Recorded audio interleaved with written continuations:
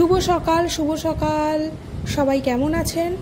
আমি তো এই কয়দিন পুজোতে ভীষণ ঘুরেছি, আর ঘুরে হাত পা ব্যথা, তারপরেও ঘোরা বন্ধ হচ্ছে না। আর দেখেছেন আজকেও এমন ভিড়, আর হবে নাই বা কেন? আজকে যে মায়ের বিদায় বেলা, আর সারা কৃষ্ণনগর কালকে থেকে বিদায় বিসর্জন হচ্ছে। আর ঘট বিসর্জন তো 6টায় শুরু হয়ে গেছিলো, রাত্রি 11:30 থেকেই মোটামুটিভাবে সব বিসর্জনগুলো শুরু হয়ে গেছিলো। আর আমাদের কৃষ্ণনগরে কিন্তু একটি ঐতিহ্য এখনও ধরে রাখে, সেটা হচ্ছে সাঙে ঠাকুর যায়। আমাদের মা কিন্তু কোনো রকম গাড়ি বা অন্য কিছুতে যায় না, সাঙে এখনও আমাদের মা এইভাবেই যায়। আর এই জিনিসটা কিন্তু আজকে থেকে না, এই জিনিসটা রাজা থাকাকালীন থেকেই হচ্ছে। আর এখন সব ঠাকুরগুলো তো রেডি হয়েই আছে।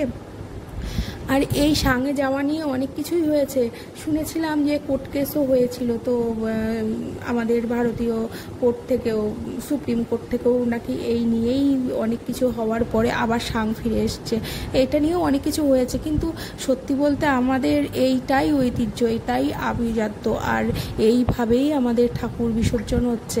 আর আমরা চলে যাব কদমতলা ঘাটে। কারণ হচ্ছে কদমতলা ঘাটে যাওয়ার কারণ একটাই, ওইখানটায় দাঁড়িয়ে অনেকটা জায়গা আছে, মানুষ যেমন ভিড় করে, প্রচুর মানুষ আজকে, প্রচুর মানে প্রচুর, এতটুকু মানুষ যেটা সহ্যের বাইরে। আর কদমতলা ঘাটে যাব, গিয়ে দেখছি যে অটোমেটিক সব ঠাকুরগুলো চলে এসছে, যেমন বাঘাডাঙ্গা, যুব সংঘ, ছোটো মা। আর ওখানটা যাওয়া মাত্রই দেখছি এরকম ঠাকুরের নাচ হচ্ছে, নাচ দেখতে কার না ভালো লাগে এইভাবে। আর আমাদের জগদ্ধাত্রী ঠাকুরের তো ভীষণ হাইট হয়, মানে এতটুকু বলার মতো না। আর আমরা না ঠিক পেছন দিকটা দাঁড়িয়ে গেছিলাম, যে এই মুখ করে ঠাকুরকে নাচাচ্ছিল, আমরা সেই মুখটা পাইনি, এতটা ভিড় তো ঠিক করে দাঁড়াতে পারছিলাম না সত্যি বলতে। আর একটা দুটো মানুষ তো না, আর প্রশাসন ব্যবস্থা ভীষণ ভালো, যার জন্য কারো পায়ে কেউ পাও দিচ্ছে না, এরকম একটা ব্যাপার। অন্যান্য জায়গায় অনেক কিছু হয়ে যায়, কিন্তু আমাদের কৃষ্ণনগর শহর, প্রাণের শহরে এসব কিচ্ছু হয় না। সুন্দরভাবে মা আসেন, আর প্রস্তুতি পর্ব তো ছিলই, আবার একটি বছরের অপেক্ষা শুধুই থেকে যাবে স্মৃতি ঠাকুরের, আর কিছুই থাকবে না। আর ঠাকুরগুলো এখন, এটাই হচ্ছে বাঘাডাঙ্গার ঠাকুর।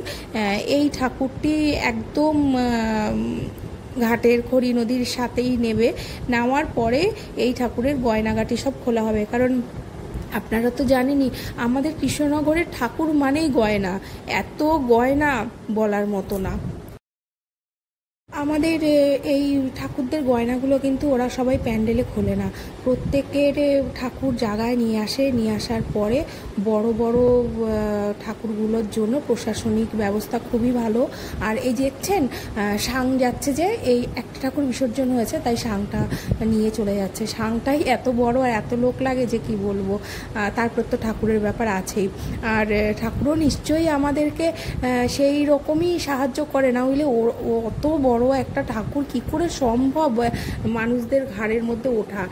যাই হোক, এটা কিছু তো মহিমা আছেই, হয়তো আমরা অনেক কিছুই জানি কি জানি না। তো যাই হোক, যেটা বলছিলাম, আমাদের গয়নাগুলো কিন্তু সব ঘাটের ধারেই খোলা হয়, ওখানে প্রশাসনের ব্যবস্থা থাকে। আর প্রশাসনের ব্যবস্থা কি, আমরাই তো নিজেরাই তো তেমনভাবে তৈরি করে রেখেছি জায়গাটা, যে আমাদের মায়ের গয়না, আমাদের মায়ের সম্পত্তি। আর এই বলতে বলতে আরেকটি ঠাকুর চলে এসেছিল, আর এই ঠাকুরটিও না, আমরা একটুখানি ওই পেছন দিক দিয়ে দাঁড়িয়েছিলাম, আসলে না এত ভিড় বুঝতে পারছিলাম না যে কোন দিকটা দাঁড়াবো না। ঠাকুরের নাচন দেখতে কার না ভালো লাগে। আর এই ঠাকুরটা একটু ছোট ছিল ওই ঠাকুর দুটোর তুলনায়, যার জন্য হয়তো ছোটো মাকে নাচাতে ভীষণ সুবিধাই হয়েছে। আর মায়ের নাচ দেখতে কার না ভালো লাগে, আবার তো একটি বছরের অপেক্ষা। ওই যে দেখছেন পেছনে বাঘাডাঙ্গা দাঁড়িয়ে আছে, আর এই সামনে মা এসছে, এখানে পর করে ঠাকুরগুলো সাজাবে, দিয়ে একটা একটা করে বিসর্জন দেবে। আর এই ঠাকুর ওখানটা দাঁড়াবে, এই ঠাকুরেরও সেম কেসই, কারণ বড় বড় মই আছে ঠাকুরগুলোর গয়না খোলার জন্য, বাক্স আছে। সে আগেকার দিনে যে বাক্সগুলো থাকতো না, যেই বাক্স অনেকের বাড়িতে থাকতো, তালা দেওয়া থাকতো, সেই বাক্সতে করে গয়নাগুলো নেবে, নিয়ে সেগুলো আবার ব্যাংকের লকারে রেখে আসবে। কারণ গয়নাগুলো তার একটা দুটো না, যে অল্প গয়না যা পড়া দেখছেন, এগুলো কিন্তু সবটুকুই সোনা। আর আমাদের ঠাকুর কিন্তু ভীষণ, আর বুড়িমার তো জানেনই প্রায় 15 থেকে 20 কেজির গয়না নাকি শুনেছি বুড়ি মায়ের গায়েই আছে।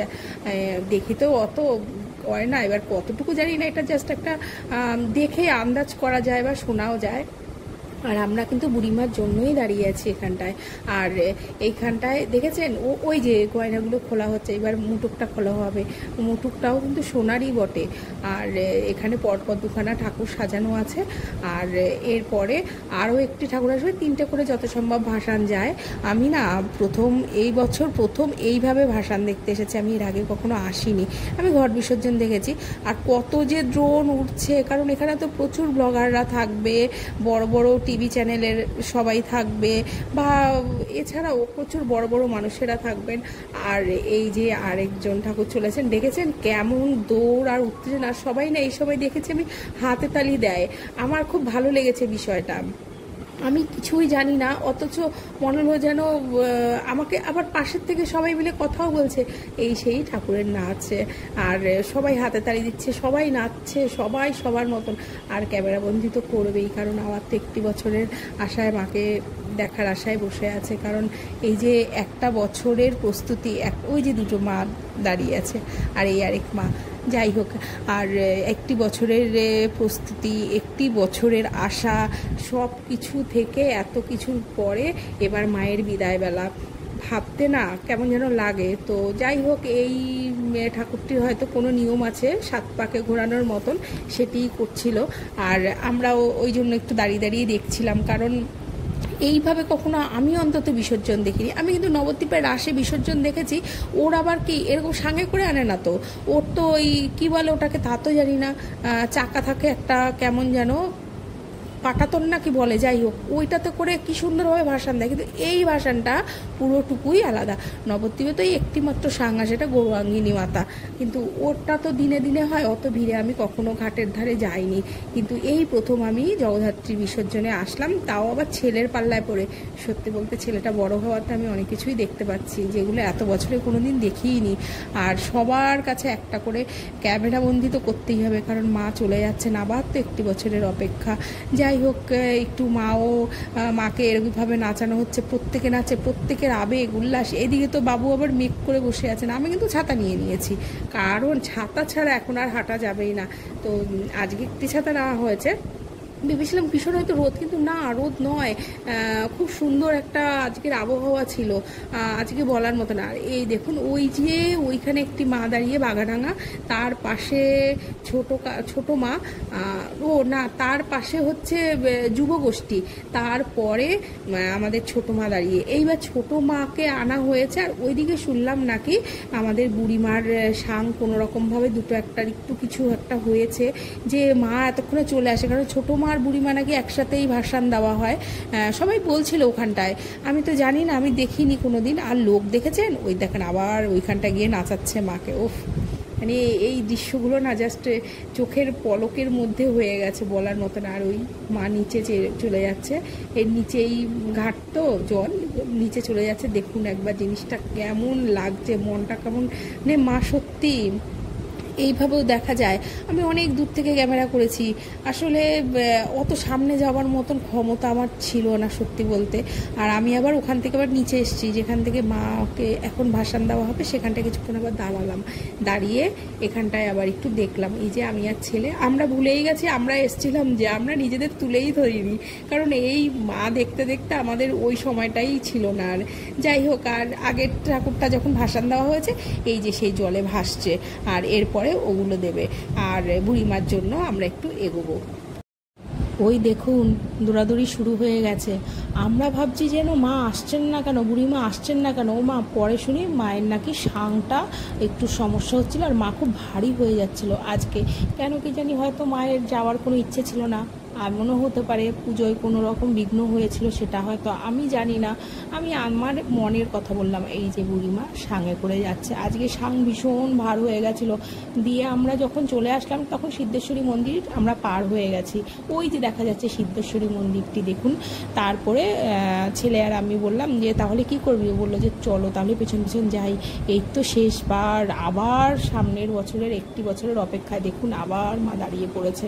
আর ওই যে সিদ্ধেশ্বরী মন্দিরের পুরোহিত, উনি ওপরে উঠে কান মলছেন, নাক মুলছেন, উনি যে কত কিছু করেছেন ওখান থেকে, আমি হয়তো পুরোটুকু তুলে ধরতে পারিনি। উনি অনেক কিছু মানে অনেক কিছু আর ক্ষমা চাইলেন, ভীষণ কান্নাকাটি করছিলেন। আর মন্দিরের সামনেই মা দাঁড়িয়েছিল, কিছুতেই মাকে ওঠানো গেল না, তো গেলই না। অনেক পরে আর প্রচুর পরিমাণে শঙ্খধ্বনি, উলধ্বনি, হাততালি, যা পেরেছে মানুষ যতটুকু পেরেছে। আর ভাবছেন কি সবাই কি ক্যামেরাবন্দি করেছে? না, কিছু মানুষ হাত জোর করেও দাঁড়িয়েছিল। আর আমরা এইভাবে হাঁটছিলাম।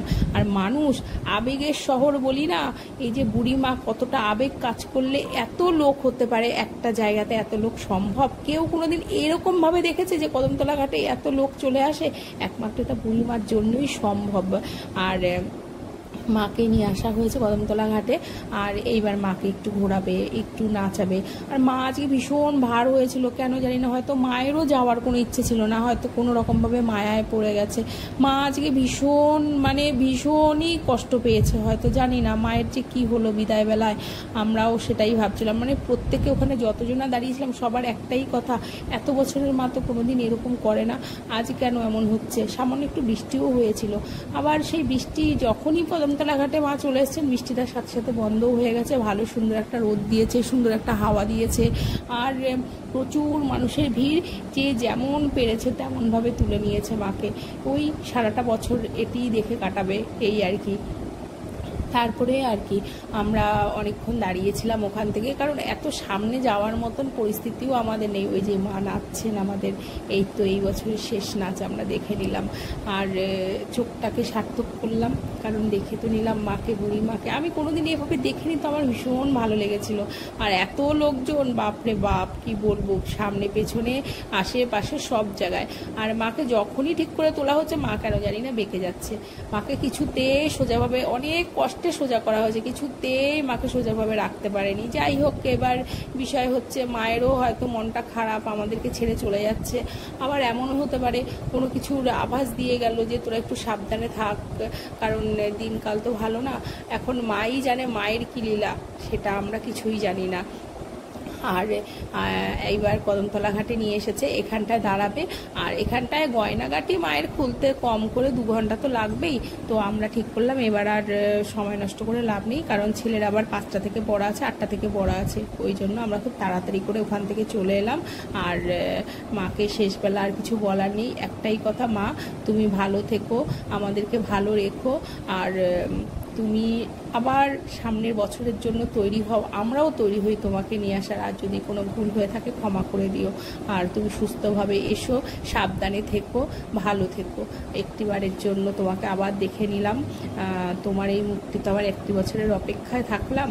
যাই হোক, তুমি ভালো থেকো মা, সবার ভালো রেখো, কল্যাণ করো। ভুল ত্রুটি করলে সবাইকে ক্ষমা করে দিও, সবাই তো তোমারই বলো। আর এইভাবেই আজকের ব্লগটি শেষ করলাম।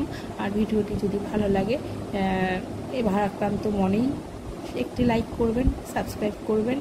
আর সবাই ভালো থাকবেন। নমস্কার।